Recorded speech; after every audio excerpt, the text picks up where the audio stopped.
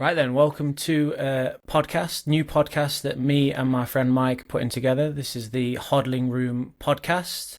I'm TC. You may know me from the Road to One Bitcoin channel. Mike, do you want to introduce yourself? Yep, I'm Mike. You might know me. You probably won't. But I'm from Bitcoin Straight Up channel, which is pretty new. So, yeah, just getting that kicked off. Now, the aim of the game for this podcast is that me and Mike, we're basically going to be reading through Bitcoin books, chapter by chapter, and then just discussing them and chatting about them on the fly. Now, the first book we're going to be reading through is Saifedean Ammous's The Bitcoin Standard, which seemed to be a appropriate first book to go through. Bitcoin Bible. The Bitcoin Bible, as it's colloquially colloquial. Yeah, I'll just ignore that word as it's informally known. So yeah, aim of the game. Each podcast, we're going to do one chapter each, chat about it, see what happens, and then there we go. Now let me see if I can get this screen sharing up and running. Now we haven't actually discussed who's going to be doing the talking. Oh yeah, that would have been a good start. Do you want me to go first? You can do, yeah. Should we read the foreword as well? Well, I was gonna start at chapter 1. Start. Should we do the foreword? May as well, yeah. Let's go for the. Why not? Let's just do it. Mine's different to yours. I've got a Michael J. Saylor one. Oh, have you? Yeah. Oh, that's interesting. So they've got different forwards and different versions. Well, we're off to a good start anyway. Right, I'll read it off the screen.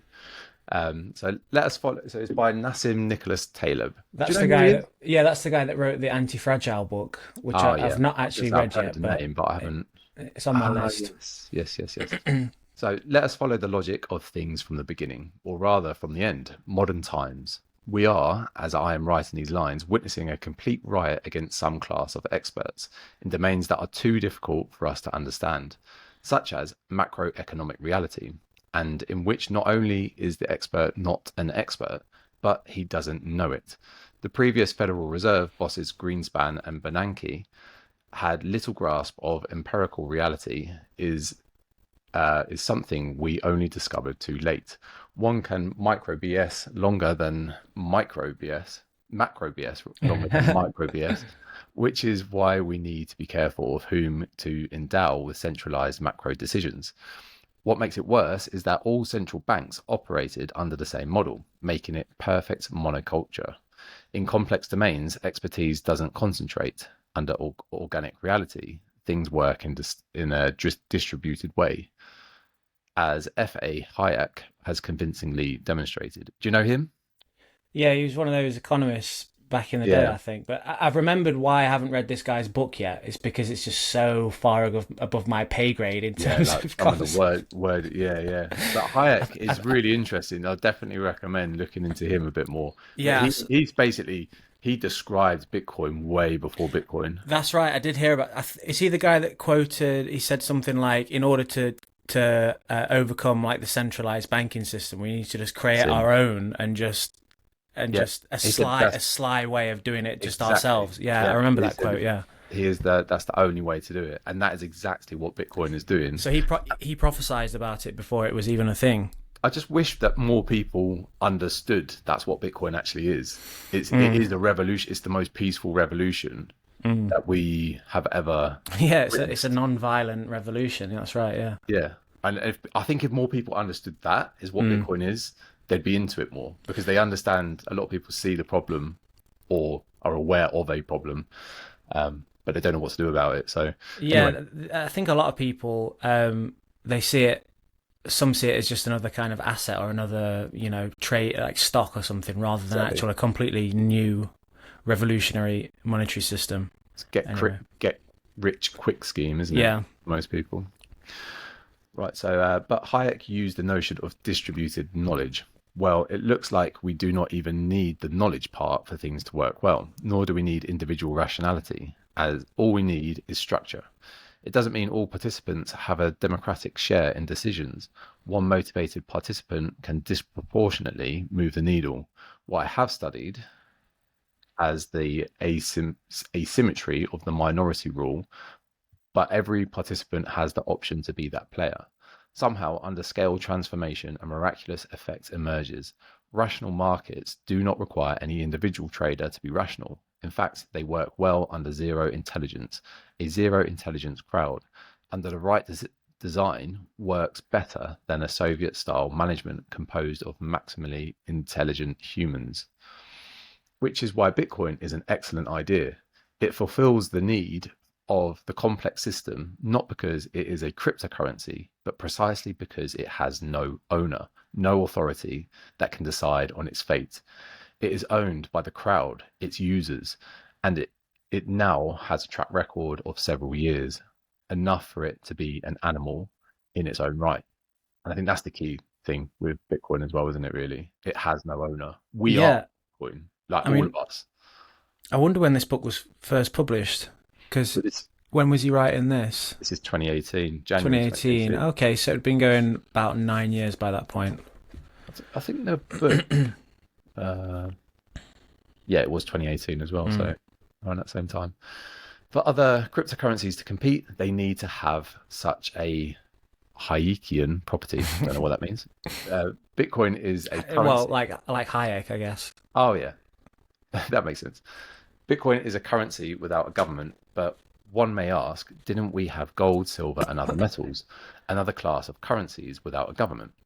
Not quite. When you trade gold, you trade loco, Hong Kong, and end up receiving a claim on a stock there, which you might need to move to New Jersey. Banks control the custodian game and governments control the banks, or rather, bankers and government officials are, to be polite, tight together. So Bitcoin has a huge advantage over gold in transactions. Clearance does not require a specific custodian. No government can control what code you have in your head.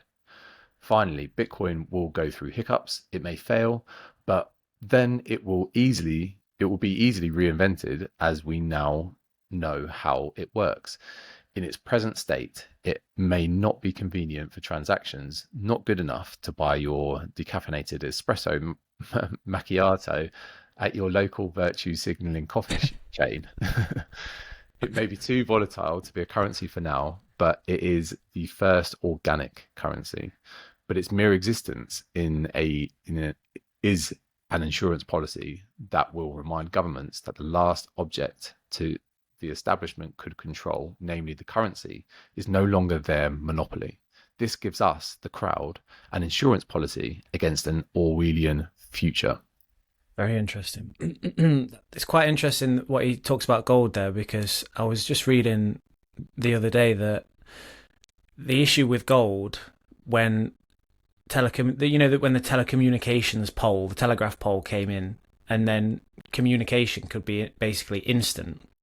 Gold started lagging behind, so they had to have these ledgers in banks, and this kind of they had ledgers set up where you could basically transfer money bank to bank over the telegraph poles instantly, but the gold, the store of value gold, lagged behind, and then it created this kind of this disparity or this chasm between the store of value and then the actual ledger that people were using. Bitcoin is so revolutionary because you can actually now transfer the bearer asset itself, the actual digital gold, instantly as well. So now it's reducing that lag. So you don't need the the centralized ledger, which is what we've all been using, and it's now become corrupted. You can literally hold on to your bearer asset yourself and send it instantaneously. Yeah, which is why it's so revolutionary. And I think that just speaks to the point as well of the whole self-custody and actually holding your own keys, which is so important. I get why people don't. I get the speculative asset, nature of other things that people get into, but that is until people do that, they're not even really taking part until they actually hold their own keys. Because exactly like you say, you're just then doing the same issue as what gold had previously if you just only hold an ETF, for example. Yeah, I understand the hesitance, because someone like my mum, for example, is not in any way technologically that savvy. But she wants to use Bitcoin. She wants to utilize Bitcoin. So there's definitely a huge learning curve because it's completely new tech. But there we go. this is why it's so important to learn it. Anyway, shall I do this one? Sure. You've got a much more calming, soother ASMR style voice than me, so we'll see how we get on. Now, prologue. On November the 1st, 2008, a computer programmer going by the pseudonym Satoshi Nakamoto sent an email to a cryptography mailing list to announce that he had produced a new electronic cash system that's fully peer-to-peer with no trusted third party. He copied the abstract of the paper explaining the design and a link to it online. In essence, Bitcoin offered a payment network with its own native currency and used a sophisticated method for members to verify all transactions without having to trust in any single member of the network. The currency was issued at a predetermined rate to reward the members who spent their processing power on verifying the transactions, thus providing a reward for their work. The startling thing about this invention was that, contrary to many other previous attempts at setting up a digital cash, it actually worked. Well, that's a good thing. While a clever and neat design, there wasn't much to suggest that such a quirky experiment would interest anyone outside the circles of cryptography geeks. For months this was the case, as barely a few dozen users worldwide were joining the discussion and engaging in mining and sending each other coins that began to acquire the status of collectibles, albeit in digital form. But in October 2009, an internet exchange sold 5,050 bitcoins for $5.02 at a price of $1 for 1,006 bitcoins to register the first purchase of a bitcoin with money. The price was calculated by measuring the value of the electricity needed to produce a bitcoin. In economic terms, this seminal moment was arguably the most significant in Bitcoin's life. Bitcoin was no longer just a digital game being played within a fringe community of programmers. It had now become a market good with a price, indicating that someone somewhere had developed a positive valuation for it. On May the 22nd, 2010, someone else paid 10,000 bitcoins to buy 2 pizza pies worth $25. Representing the first time that Bitcoin was used as a medium of exchange, the token had needed 7 months to transition from being a market good to being a medium of exchange. I'm just going to pause there because I actually remember, I don't know when it was, but it was probably around this time that I remember quite clearly sitting in I was living with my mum at the time, but in our home computer area, which was in the kitchen, reading about Bitcoin. I think I might have told you this in private, but I think the Bitcoin price was about 8p per Bitcoin, and I was a bit of a computer nerd, so I was always like delving into this kind of stuff. And I looked into mining my home computer. Now it was we basically had one computer for the whole house at this time, and I was doing a bit of research into it, and somebody online said, well, the amount of electricity that you're going to use is going to average about 12p per Bitcoin, so it's actually not worth it. So this must have been in the time when, people were calculating the Bitcoin, as they're saying, calculated by measuring the value of electricity needed to produce the Bitcoin. This must have been in this time. I was probably only I would have been about 19 or something. And I remember thinking, oh, it's not worth it then. I don't want to, take the mick with my mum's electricity bill that I'm not paying for, and leave the computer running 24/7. And I just forgot. This would have been around then, I would say, yeah. That's crazy. No, I hadn't even heard of it anywhere near that time. But then I didn't hear about it then I forgot about it, and then that was it for many years.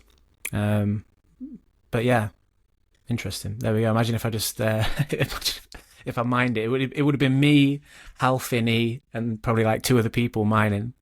I think the funny part about that is that you didn't want to do it because it was going to be 12p per Bitcoin to mine. That's too expensive. Yeah, it's just crazy, isn't it? Like how much it's changed in not a very long period of time, really. It's 16 years. Yeah, imagine in the next 15, 16 years. But I think on that point as well, anyone that's quite new to Bitcoin thinks it's overvalued and thinks that there is, we're too late. And I completely appreciate that, because really everyone only gets into Bitcoin initially for the number go up. Exactly, yeah. To make your own. Well, I did. I saw it, flash up to about $70,000. And I was like, what? how is it? How is this $70,000? And then it became on my radar a little bit more, and I started delving into it. It took a few months to actually genuinely research it, but that's what made me go, what? Is that still a thing? How is it more than ever? And I think it's the volatility which puts a lot of people off still, which again I totally appreciate, because I remember it was probably about 2015 when I first heard of it, and then November 2017 where it's just saying there where it was $7,000 per Bitcoin. That's when I really started taking more interest, because it was going crazy at the time, and that was when Trump came in for this first election. Was it 2016 was 16 he was, wasn't he? Yeah. But yeah, he was he was the president at that time, and I just remember being like, there's something happening here. So I put some into it around that time, but then I was pretty close to the top, really. I wasn't far away from like the 20,000, but I knew it was over. But the only reason I did it is just to learn more about it, because I never take anything seriously until I actually got skin in the game. I mean, I think from being a completely unmonetizable or unsellable asset, which is what it started out as, they couldn't actually price it in dollars to start with, to where it is now in 16 years, it's going to be volatile, isn't it? It's a completely fresh new technology, so it's going to be volatile, but that'll calm down as things move forward. Sure. Right, crack on. So since then, the Bitcoin network has grown in the number of users and transactions and the processing power dedicated to it, while the value of its currency has risen quickly, exceeding $7,000 per Bitcoin as of November 2017. After 8 years, it is clear that this invention is no longer just an online game, but a technology that has passed the market test and is being used by many real-world purposes, with its exchange rate being regularly featured on TV, in newspapers, and on websites, along with the exchange rates of national currencies. Bitcoin can be best understood as distributed software that allows for transfer of value using a currency protected from unexpected inflation, without relying on trusted third parties. In other words, Bitcoin automates the functions of a modern central bank and makes them predictable and virtually immutable by programming them into code decentralized among thousands of network members, none of whom can alter the code, without the consent of the rest. This makes Bitcoin the first demonstrably reliable operational example of digital cash and digital hard money. While Bitcoin is a new invention of the digital age, the problems it purports to solve, namely providing a form of money that is under the full command of its owner and likely to hold its value in the long run, are as old as human society itself. This book presents a conception of these problems based on years of studying this technology and the economic problems it solves, and how societies have previously found solutions for them throughout history. My conclusion may surprise those who label Bitcoin a scam or ruse of spectators and promoters out to make a quick buck. Indeed, Bitcoin improves on earlier store of value solutions, and Bitcoin's suitability as the sound money of a digital age may catch naysayers by surprise. History can foreshadow what's to come, particularly when examined closely, and time will tell just how sound the case made in this book is. As it must, the first part of this book explains money, its function and properties. As an economist with an engineering background, I have always sought to understand a technology in terms of the problems it purports to solve, which allows for the identification of its functional essence and its separation from incidental, cosmetic, and insignificant characteristics. This is, I'm just going to butt in there, but this is another interesting point where, I think to truly understand Bitcoin as the solution, you need to understand the problem, the fiat problem. So I think if there's a lot of people that don't understand the issues with the fiat system and debasement and the infinite printing of money, centralized ledger, that kind of thing, they're not really going to care about Bitcoin, because why would they care about the solution if they don't know the problem?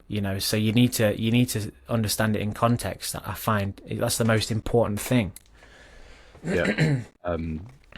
I think I read this for the first time in 2020. It was during COVID, and I actually remember reading the start of this book and being like, "Oh, come on, just get to the main bit." Being like, "Yeah, why am I let?" Like, I'd always to be fair, I'd come from a bit more of like a gold silver background, and so I kind of already understood the issue with the money. So it was very much like, but it is really well explained from like the whole Austrian economics point of view, and it's so, and I understand why it's there, because it is crucial that people actually understand this and see the history and see how similar it is, to appreciate what's going to happen with Bitcoin. Right, let's continue. By understanding the problems money attempts to solve, it becomes possible to elucidate what makes for sound and unsound money, and to apply that conceptual framework to understand how and why various goods, such as seashells, beads, metals, and government money, have served the function of money, and how and why they may have failed at it or served society's purposes to store value and exchange it. The second part of the book discusses the individual, social, and global implications of sound and unsound forms of money throughout history. Sound money allows people to think about the long term and to save and invest more for the future. Saving and investing for the long run are the key to capital accumulation and the advance of human civilization. Money is the information and measurement system of an economy, and sound money is what allows trade, investment, and entrepreneurship to proceed on a solid basis, whereas unsound money throws these processes into disarray. Sound money is also an essential element of a free society, as it provides for an effective bulwark against despotic government. The third section of the book explains the operation of the Bitcoin network and its most salient economic characteristics, and analyzes the possible uses of Bitcoin as a form of sound money, discussing some use cases which Bitcoin does not serve well as addressing some of the most common misunderstandings and misconceptions surrounding it.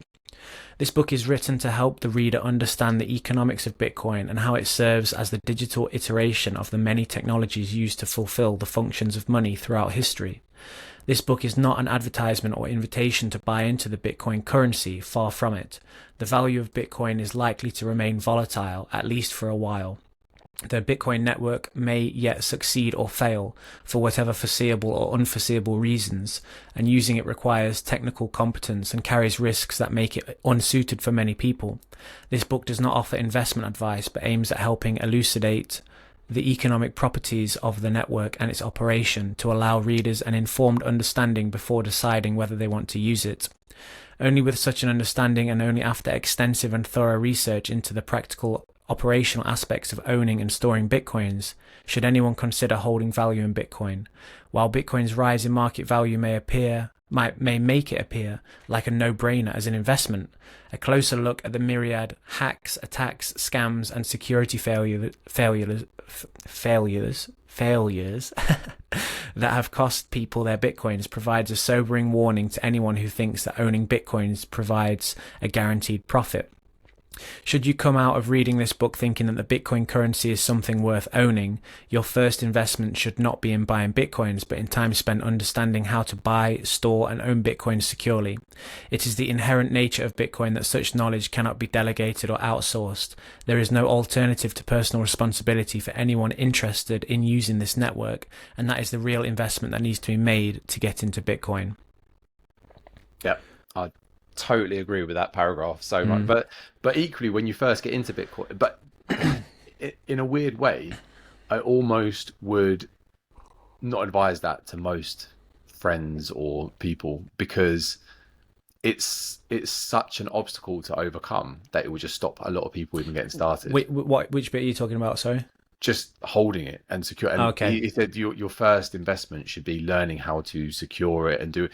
Whereas, exactly like you say, like your mum is not going to be tech savvy and or interested in doing that, and so she's going to lose the interest before she's even into it. So what I would actually recommend most people is a bit counterintuitive, but it's just with a little bit of whatever you can afford, just go on to Coinbase or whatever the easiest exchange is, as much as I hate them. Just do it because it's easy and get some exposure. I know what you mean, yeah. And then that interest builds over time, because then you've actually got skin in the game. I think that's there's such a hurdle to overcome. Yeah. That you need the skin in the game to care about it. I don't think not everybody is going to want to put dozens of hours into learning about this stuff, that not everybody's going to want to, me and you are a little bit weird because we're into it now, and we're now thinking, right, how do we run our own node, how do we do this, how do we do that, but that's just us. I think the average, like, person, let's say my mum, for example, she's not going to be running her own node, she's not going to be doing all this stuff. But I think maybe as the Bitcoin, world progresses, there's going to be easier, almost like entry level ways to have a hardware wallet that is just super simple that anybody can use. Like setting up an iPhone, for example, anybody can do that. It just guides you through it. Press this button, set your passcode, press this. But I think that will just develop as the whole tech around the Bitcoin world develops as well. Well, yeah, the one that I'm finding quite interesting at the moment, just from a beginner point of view, I saw them at Prague actually, and they had a stall. It's BitKey, and it's what's his name, Jack Dorsey's company. So that's not the thing he's just put out, the Bluetooth messaging app? Did you see that thing he's just put out? No, I haven't seen that. He put out he's released like I haven't looked into it much, but it's a messaging service which doesn't require internet. It's basically like a Bluetooth mesh. So it runs over Bluetooth, like mesh network, which I've never even heard of before, but it's anonymous, private. You can actually even send Bitcoin within the messaging service. Yeah. On that point, actually, I saw a video about how in Africa and some places they're finding ways to transact with Bitcoin without internet because it's really? Not everyone has it. Yeah, I don't know how, but I know it's possible, basically. But yeah, the BitKey is basically a ledger, not a ledger. What is it called? A cold wallet. A cold wallet, yeah. Where it's just so much more user friendly. Exactly like you say, where you get it out the box, it kind of has the app that you download, and it just walks you through. And there's no private keys that you hold. It's just like a rock, where I think you have the rock, the app on your phone, and then they have it. So that's the bit that I'm not 100% sure on. I think I remember seeing that, yeah.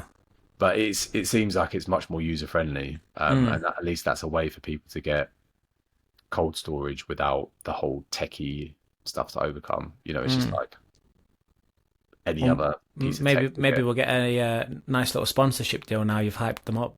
I can't say whether I actually did buy one there because it was on a discount or whatever, and got it. But I haven't even done it yet because I was just like, it was more at some stage I thought it might be interesting. But like you say though, the point is it will become easier. Yeah, it will become easier for people to do, whether it is big. Well, look at like computers back in the 90s. Like I can't even imagine how you had to log on to the internet and do all this kind of stuff back then. Yeah. And then the user interface, like when Windows came around, that kind of thing, it just completely simplified it a lot more. Yeah, that's it. Anyway, do you want to do chapter 1? Sure, yeah. So Bitcoin is the newest technology to serve the function of money. That is such an important sentence. That's all people need to take away from it, basically. Yeah. An invention leveraging the technological possibilities of the digital age to solve a problem that has persisted for all of humanity's existence: how to move economic value across time and space. In order to understand Bitcoin, one must first understand money. And to understand money, there is no alternative to the study of the function of history of money. The simplest way for people to exchange value is to exchange valuable goods with one another. This process of direct exchange is referred to as barter, but is only practical in small circles with only a few goods and services produced.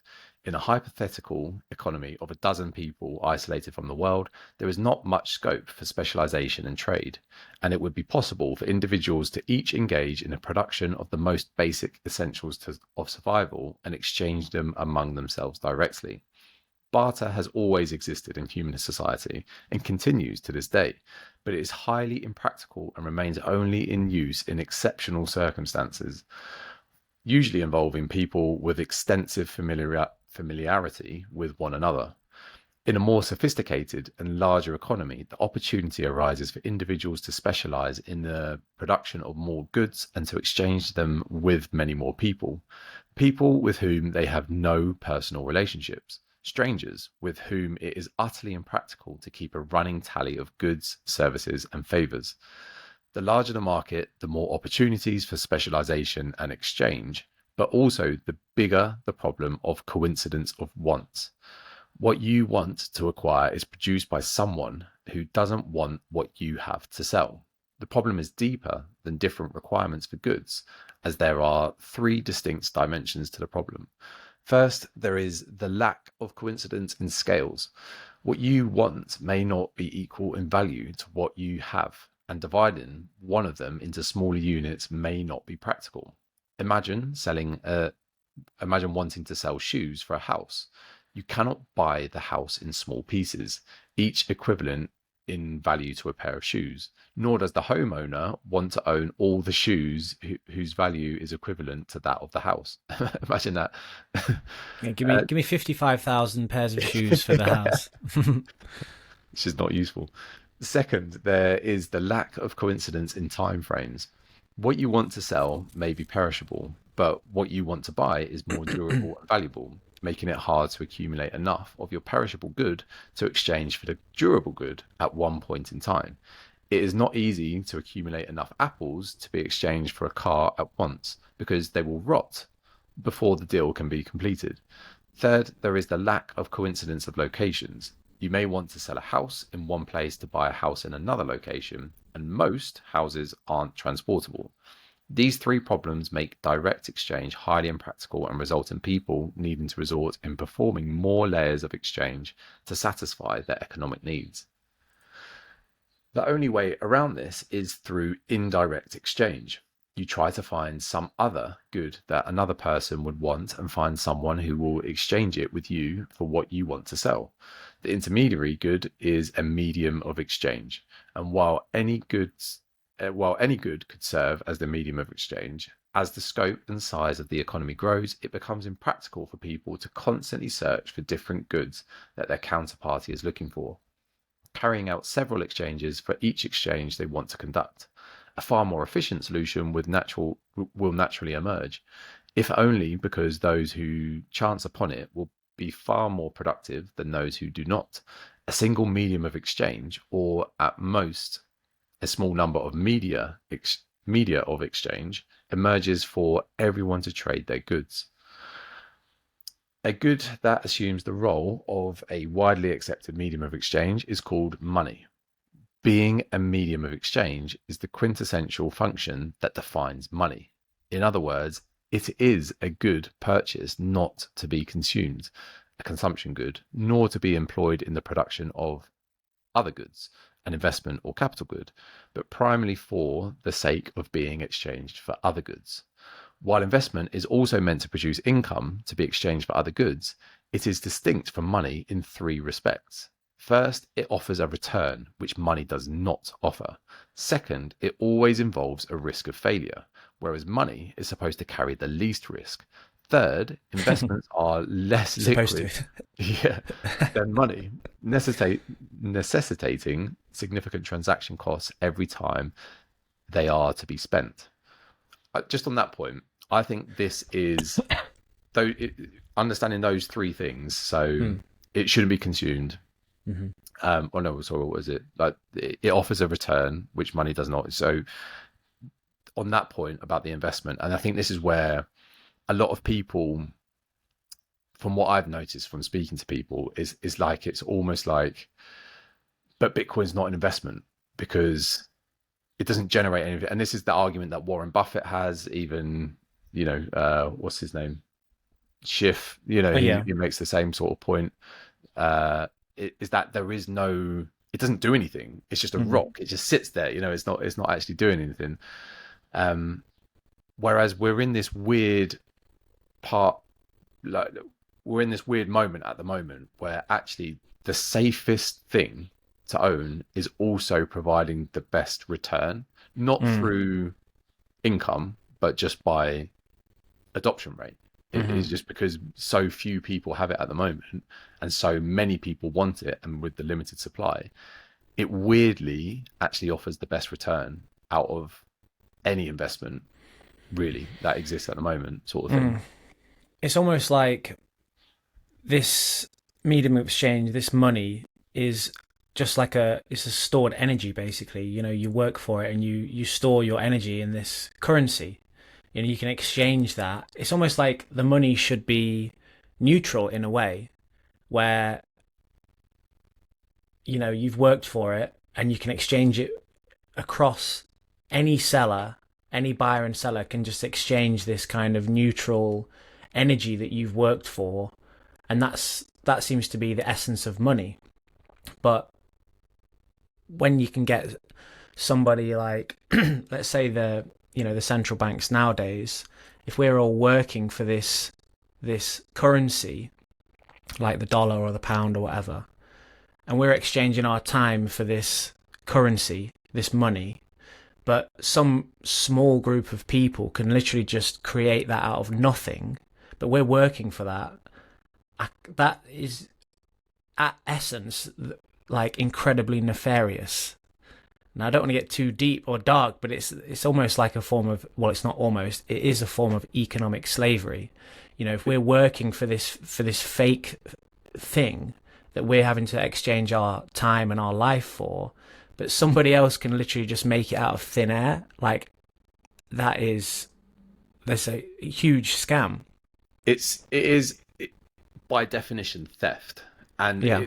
I've heard people say this before, and it's only very recently that I actually came to understand this, it is literally stealing your future from Yes. by bringing it into the present, and it benefits the people that are closest to the money printer or whoever gets this new money first, because the prices of everything hasn't gone up, so they can buy the assets before It's inflated. and then eventually by the time it trickles down to everyone that earns money Exactly. through working, It's worth less. It is literally stolen your future. And so Yeah. by them printing in the 70s, they have been stealing from us today, sort of thing. You know, any printing that's gone on before us today has been stealing from us. Yeah. And we're doing it now for our future generations by doing it again. So it's, yeah, a whole other rabbit hole. Yeah. Anyway, so this can help us understand why there will always be demand for money and why holding investments can never entirely replace money. Human life is lived with uncertainty as a given, and humans cannot know for sure when they will need what amount of money. It is common sense and age-old wisdom in virtually all human cultures for individuals to want to store some portion of their wealth in the form of money, because it is the most liquid holding possible, allowing the holder to quickly liquidate if she needs to, and because it involves less risk than any investment, which is saying my point I was making. It is the least amount of risk when you actually hold money, which is what Bitcoin is, and it's also providing the best return at the same time, which is unheard of, sort of thing. Yeah, I think everybody throughout history has tried to find the soundest form of money at all times. I mean, the whole like stock market, all that kind of stuff. All that is just to race and hedge against inflation. They're just trying to like right, where can I store my value in order to outrun inflation? You know, and some gold bugs use, I'm going to store it in gold, and then, you know, people ran to gold, and you know, now we've got the soundest form of money ever invented, ever. You know, which is Bitcoin. This part of the book is literally about to show this throughout thousands of years, sort of thing. So if you don't understand that bit, this book is literally about to show it to you, sort of thing. So so the price for the convenience of holding money comes in the form of foregone consumption that could have been had with it, and in the form of the foregone returns that could have been made from investing it. From examining such human choices in market situations, Carl Menger? I think Menger, yeah. Menger, the father of the Austrian School of Economics and founder of marginal analysis in economics, came up with the understanding of the key property that leads to be a good being adopted freely as money on the market, and that is saleability, the ease with which a good can be sold on the market whenever its holders desire, with the least loss in its price.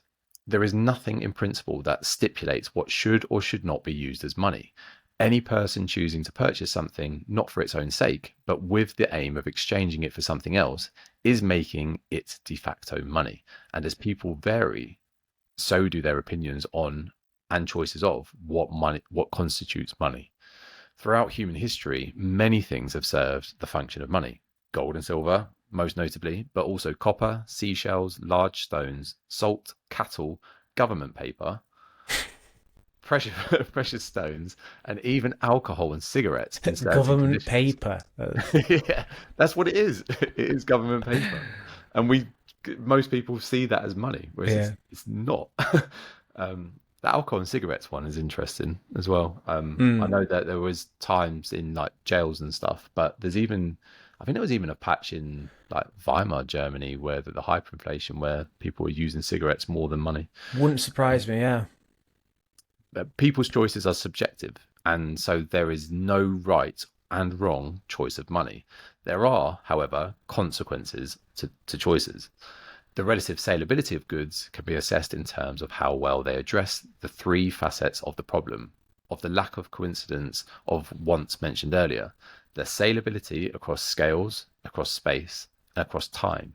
A good that is saleable across scales can be conveniently divided into smaller units or grouped into larger units, thus allowing the holder to sell it in whichever quantity he desires.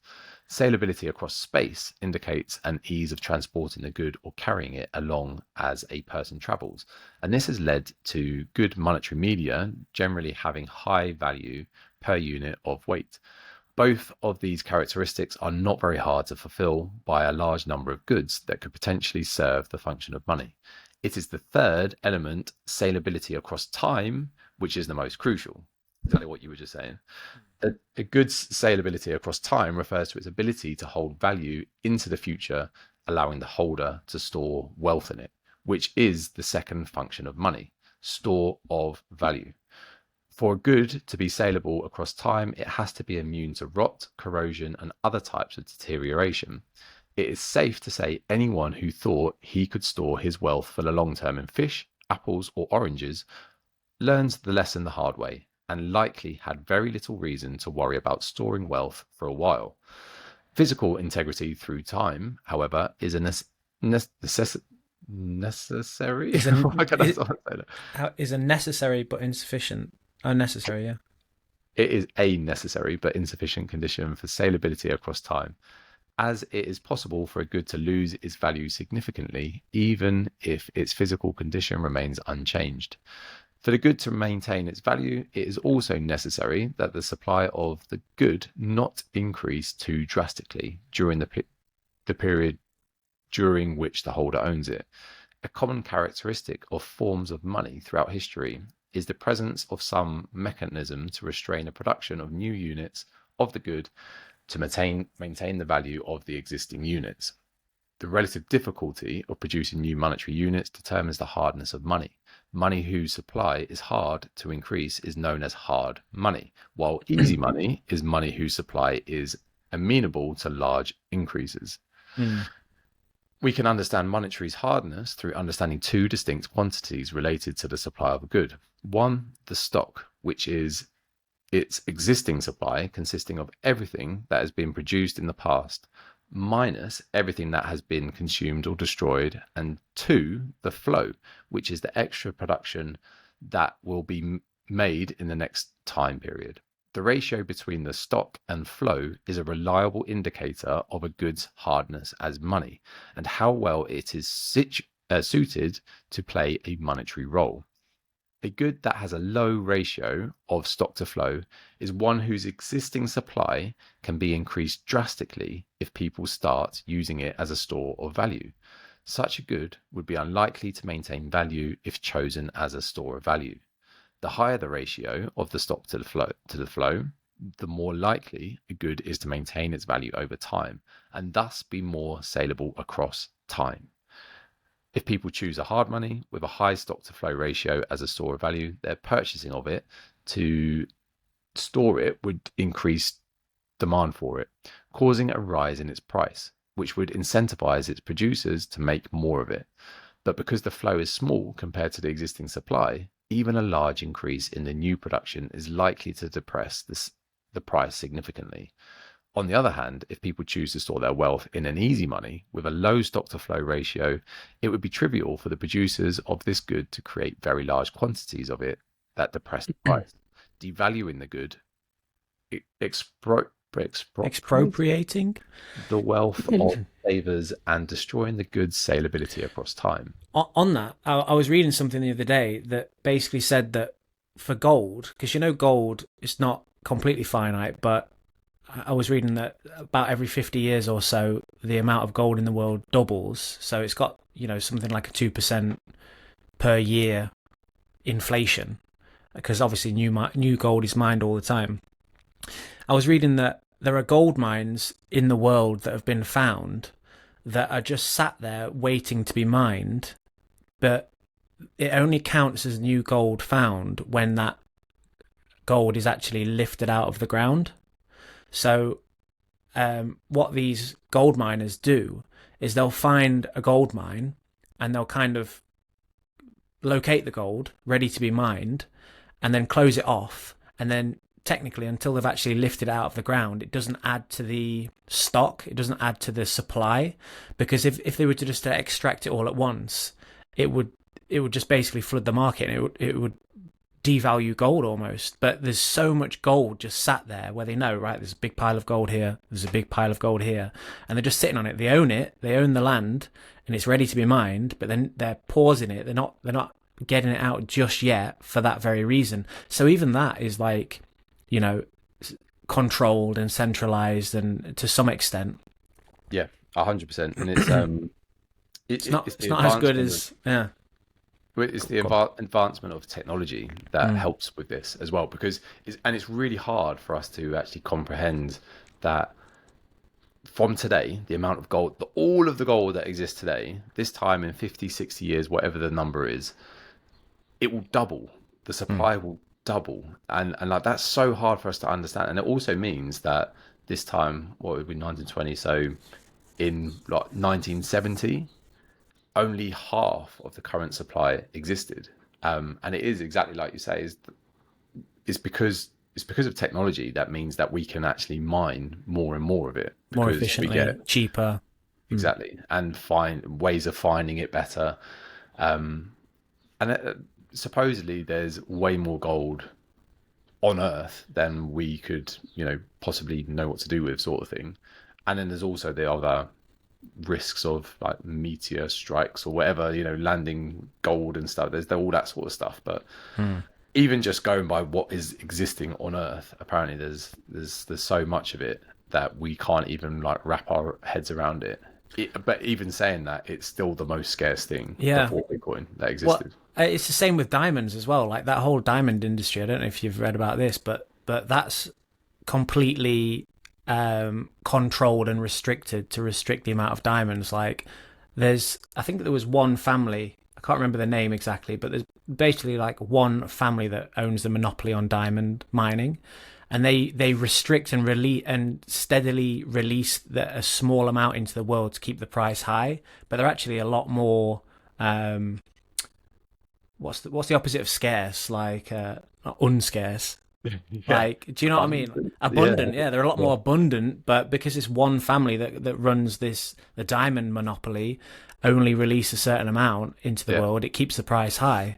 There's so much manipulation in that space, particularly like gold. I did so much research into this before Bitcoin as well. I saw gold and silver as like that was the way out of this mess. Yeah, me too. At one point, debt monetary, because there wasn't really another alternative that I could see. Me too. So it's but even just paper gold is just dreadful, and that's the thing as well, is that there is that risk that paper Bitcoin could end up happening if it just all gets stored in one place. But if everyone uses Bitcoin and stores it themselves, it's impossible to do that because it's on the distributed ledger that everyone can see. So there's no way of manipulating the price, sort of thing. I mean, it probably will happen. I'm not saying, I'm not naive enough to know that people won't try to manipulate it, but even with that, it will still be way less than gold or diamonds or anything else. Unlike banks, like the Bank of England the other week was like, yeah, we've got loads of gold, but we can't transport it and verify it just yet. We're waiting for, there's a bit of a delay and blah blah blah. All that Fort Knox audit or something. Yeah, and it's like, yeah, we've definitely got loads of gold. Just trust us, we've got it. Trust me, bro. Trust me, bro. Cool. I was up to that bit. I was out that bit. Yeah. I like to call this the easy money trap. Anything used as a store of value will have its supply increased, and anything whose supply can be easily increased will destroy the wealth of those who used it as a store of value. The corollary to this trap is that anything that is successfully used as money will have some natural or artificial mechanism that restricts the new flow of the good into the market, maintaining its value across time. It therefore follows that for something to assume a monetary role, it has to be costly to produce. Otherwise, the temptation to make money on the cheap will destroy the wealth of the savers and destroy the incentive anyone has to save in this medium. Sound familiar? Whenever a natural technological or political development resulted in quickly increasing the new supply of a monetary good, the good would lose its monetary status and be replaced by other media of exchange with a more reliably high stock to flow ratio, as will be discussed in the next chapter. And also on that point, Bitcoin stock to flow is actually off the scale. Like it will never double again, which again we can't comprehend. It goes the opposite. It goes the opposite way. It halves. Yeah, it halves and halves.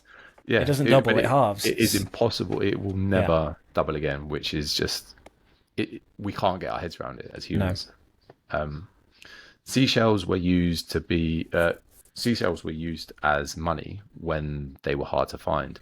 Loose cigarettes are used as money in prisons because they are hard to procure or produce. And with national currencies, the lower the rate of increase of the supply, the more likely the currency is to be held by individuals and maintain its value over time. Which is why places like Venezuela want US dollars, because the US dollars is the best shit coin out there. It's the best out of all the currencies. Yeah, well, it's the global reserve currency. So it'll be the last one to fail, basically. So. Yeah, I mean, if you came to the UK and with some dollars, you could probably exchange them at loads of places. But if you came with some, Lebanese, like whatever it is, like they're just not going to take it. Yeah. When modern technology made the importation and catching of seashells easy, societies that use them switch to metal or paper money, and when a government increases its currency supply, its citizens shift to holding foreign currencies, gold or other more reliable monetary assets. The 20th century provided us an unfortunately enormous number of such tragic examples, particularly from developing countries. The monetary media that survived for longest are the ones that had very reliable mechanisms for restricting their supply growth. In other words, hard money. Competition is at all times live between monetary media, and its outcomes are foretold through the effects of technology on the differing stock to flow ratio of the competitors, as will be demonstrated in the next chapter. While people are generally free to use whichever goods they please as their media of exchange, the reality is that over time, the ones who use hard money will benefit most by losing very little value due to the negligible new supply of their medium of exchange. Those who choose easy money will likely lose value as its supply grows quickly, bringing its market price down. Whether through prospective rational calculation or the retrospective harsh lessons of reality, the majority of money and wealth will be concentrated with those who choose the hardest and most saleable forms of money. But the hardness and saleability of goods itself is not something that is static in time. As the technological capabilities of different societies and eras have varied, so has the hardness of various forms of money, and with it their saleability. In reality, the choice of what makes the best money has always been determined by the technological realities of society shaping the saleability of different goods. Hence, Austrian economists are rarely dogmatic or objectivist in their definition of sound money, defining it not as a specific good or commodity, but as whichever money emerges freely, chosen on the market by the people who transact with it, not imposed on them by coercive authority, and money whose value is determined through market interaction and not through government imposition.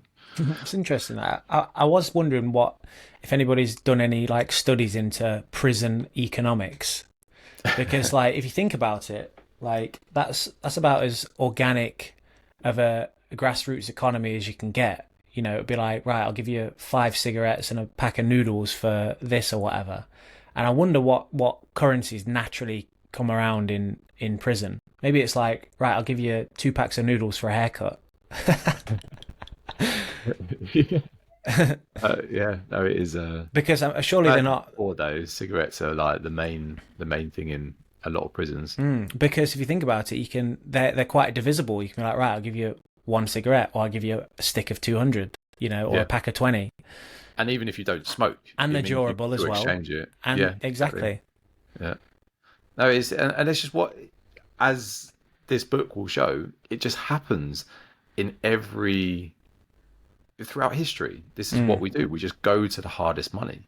So when you understand that and you see it, I think it then just becomes obvious. It's like, well, so what is the hardest money at the moment? And then it becomes obvious what's going to happen. But until you understand that, you can't see it, basically. So where was I up to there? Free market monetary competition. Oh yeah, free market monetary competition is ruthlessly effective at producing sound money, as it only allows those who choose the right money to maintain considerable wealth over time. There is no need for government to impose the hardest money on society. Society will have uncovered it long before it concocted its government and any governmental imposition, if it were to have any effect, would only serve to hinder the process of monetary competition. The full individual and societal implications of hard and easy money are far more profound than mere financial loss or gain, and are a central theme of this book, discussed thoroughly in chapters 5, 6, and 7. Those who are able to save their wealth in a good store of value are likely to plan for the future more than those who have bad stores of value. The soundness of the monetary media in terms of its ability to hold value over time is a key determinant of how much individuals value the present over the future, or their time preference. A pivotal concept in this book. Beyond the stock-to-flow ratio, another important aspect of a monetary medium's saleability is its acceptability by others. The more people accept a monetary medium, the more liquid it is, and the more likely it is to be bought and sold without too much loss. In social settings, with many peer-to-peer interactions, as computing protocols demonstrate, it is natural for a few standards to emerge to dominate exchange, because the gains from joining a network grow exponentially the larger the size of the network. Hence, Facebook and a handful of social media networks dominate the market, when many hundreds of almost identical networks were created and promoted. Similarly, any device that sends emails has to utilize the IMAP POP3 protocol for receiving email and the SMTP protocol for sending it. Many other protocols were invented and they could be used perfectly well, but almost nobody uses them because to do so would preclude a user from interacting with almost everyone who uses email today, because they are on IMAP POP3 and SMTP. Similarly, with money, it was inevitable that one or a few goods would emerge as the main medium of exchange, because the property of being exchanged easily matters the most. A medium of exchange, as mentioned before, is not acquired for its own properties, but for its saleability. Further, wide acceptance of a medium of exchange allows all prices to be expressed in terms, which allows it to play the third function of money, unit of account. In an economy with no recognized medium of exchange, each good will have to be priced in terms of each other good, leading to a large number of prices, making economic calculations exceedingly difficult. In an economy with a medium of exchange, all prices of all goods are expressed in terms of the same unit of account. In this society, money serves as a metric with which to measure interpersonal value. It rewards producers to the extent that they contribute value to others and signifies to consumers how much they need to pay to obtain their desired goods. Only with a uniform medium of exchange acting as a unit of account does complex economic calculation become possible, and with it comes the possibility for specialization into complex tasks, capital accumulation, and large markets. On that uniform medium of exchange, it's interesting. I was reading the other day. Somebody said that, say you've got you probably know this analogy, but you've got a ruler, like a 12-inch ruler, and there's a workman that's got this standardized unit of measurement, an inch, or a foot, but each year that ruler is actually 11.5 inches, but it still says 12, and then the year after it goes to 11 inches and it still says 12. So the uniform medium of exchange is decreasing, but the actual number is exactly the same. This is what we've got at the minute.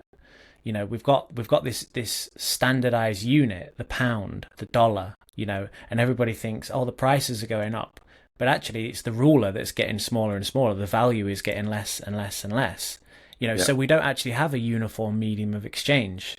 We may think we have, and we're under the illusion that we do, because a pound coin that was made 20 years ago, I'm still spending in the shop as a pound coin, but actually what I can exchange for it is decreasing and decreasing and decreasing, and it's going to continue to. So we don't actually even have this.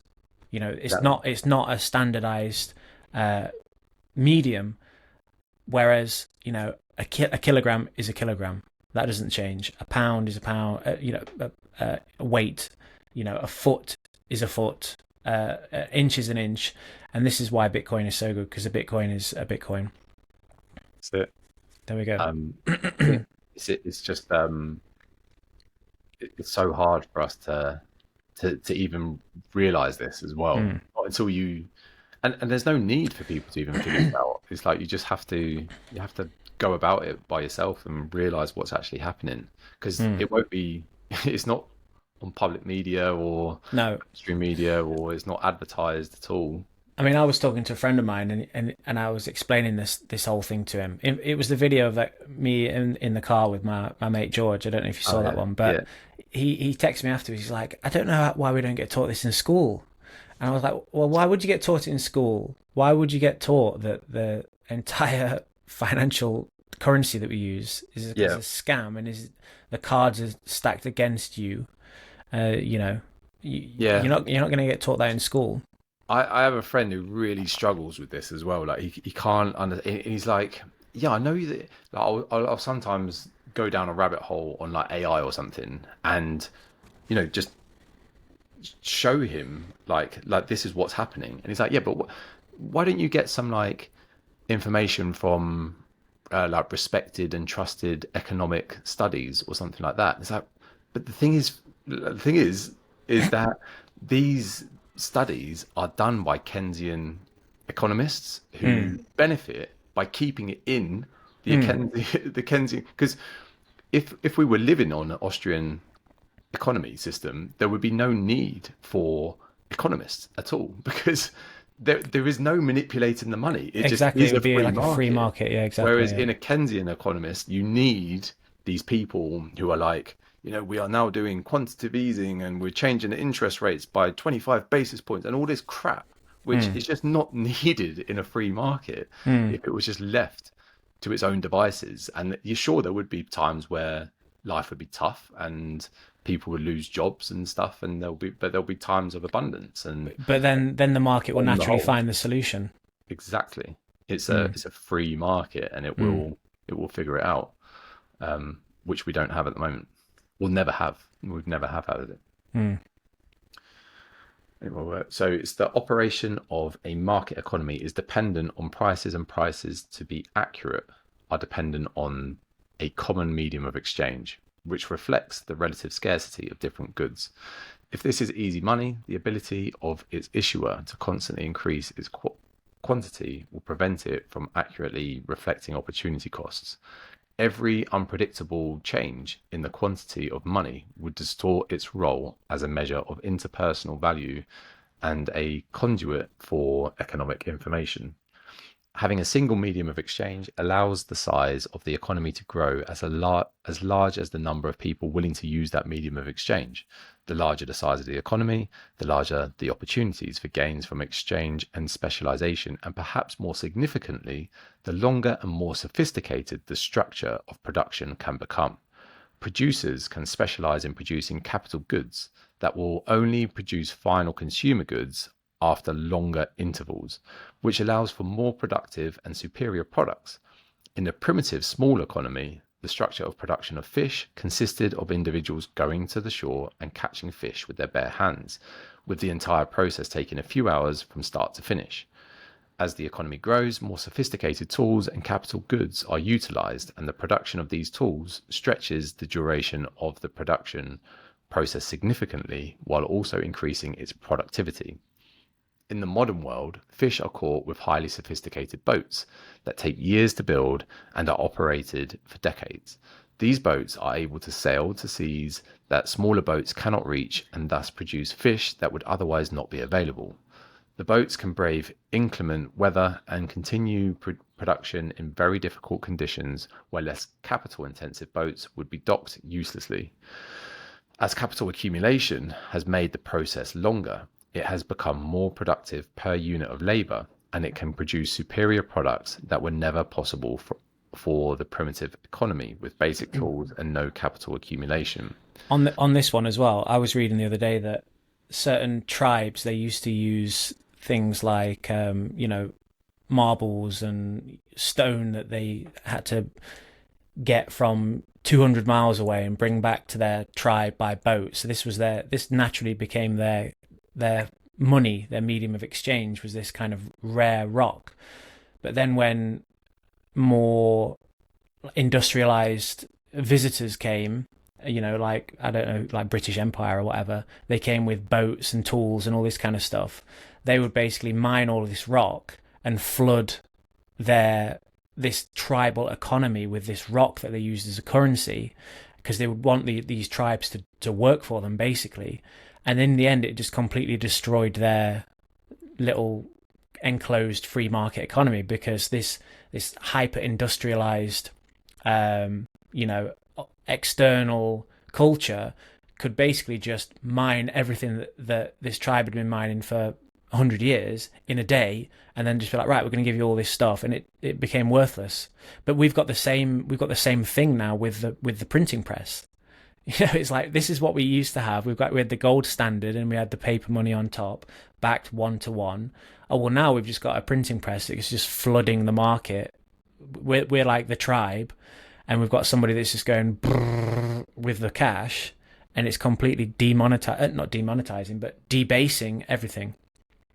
It's the same thing. If you read the Keynesian economists' approach to this, they're actually saving the economy from going into total ruins, which, to be fair, in the by current printing system, more. Yeah. they actually are. It would be an absolute shit show if they just let it actually play out now. It needs something to replace it. It can't. Yeah. There's no other way out, basically. Yeah, they can't default, and they can't pay the debt off. So you just got to print the way out of it. And it just gets to absurd levels, which is where we're at now. That's it. And I think there's even examples in the next chapter. I think it's rye stones or something, and there's he goes into those, exactly what you were saying about the marbles and stuff. It's happened time and time again. This is not the first time it's happened. It just is in our lifetime, sort of thing.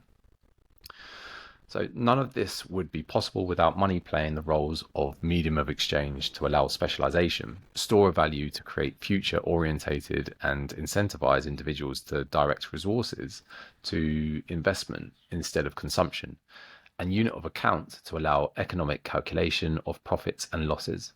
The history of money's evolution has seen various goods play the role of money, with varying degrees of hardness and soundness, depending on the technological capabilities of each era, from seashells to salt, cattle, silver, gold, and gold-backed government money, ending with current almost universal use of government-provided legal tender. Every step of technological advance has allowed us to utilize a new form of money with added benefits, but as always, new pitfalls. By examining the history of the tools and materials that have been employed in the role of money throughout history, we are able to discern the characteristics that make for good money and the ones that make for bad money. Only with this background in place can we then move on to understand how Bitcoin functions and what its role as a monetary medium is. The next chapter examines the history of obscure artifacts and objects that have been used as money throughout history, from the rhinestones on Yap Island to seashells in Americas, glass beads in Africa, and cattle and salt in antiquity. Each of these media of exchange served the function of money for a period during which it had one of the best stock-to-flow ratios available to its population, but stopped when it lost that property. Understanding how and why is essential to understanding the future evolution of money and any likely role Bitcoin will play. Chapter 3 moves to the analysis of monetary metals and how gold came to the prime monetary metal in the world during the era of the gold standard at the end of the 19th century. Chapter 4 analyzes the move to government money and its track record. After the economic and social implications of different kinds of money are discussed in Chapter 5, 6, and 7, Chapter 8 introduces the invention of Bitcoin and its monetary properties. There we go. Chapter 1. That's an overview of what's coming up, I guess. Let me just stop sharing. There we go. We're back on the screen. Should we call it a day there? We've been going for just over an hour. We've done chapter 1. Yep, seems like a... Anything else to add? Not really. Other than with this book, I have to say the thing that did annoy me at the time is because I thought I was going to be learning about Bitcoin, whereas most of this book is actually just kind of showing us the issue, and then it's only, as he just said, it's only really chapter 8 which then goes into Bitcoin. So it's but I do think this is crucial even for people that do understand Bitcoin already to really grasp the current issue. To be fair, I've read a few different books. The last two that have good ones that have been very good was Lawrence Lepard's The Big Print, and I'm currently reading Broken Money by Lynn Alden. And both of those are a bit more in depth than this. This is probably like an entry level beginner's book, but those are a bit more like academic almost. But both of those do exactly the same thing. Like you read at least the first half of the book, they're not even got into Bitcoin yet. So they just explain the issue, what is money. But this is what we were saying earlier. I don't think you can understand Bitcoin unless you understand the problem. You can't understand the solution unless you understand the problem. And unless you understand what makes a good money and a good currency and the history of it, you're also not gonna understand Bitcoin properly. So I think the context is essential. Yeah. So it's probably not done without a reason. Yeah, and there's actually a really good video because everyone learns in different ways. But to be fair, if you're still watching now, this probably doesn't apply to you because you just listened to like an hour and 10 minutes of two guys rambling about stuff. So it's but for people with a shorter attention span, it'd probably just be my mum left watching now.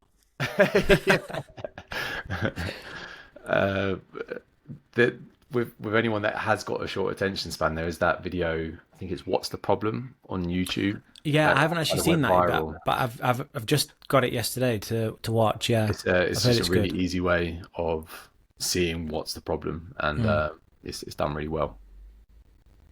Cool. Should we call it a day? Yep. Right then, let me call it a day. We'll reconvene next week. We'll do chapter 2. Cool. See you later, folks.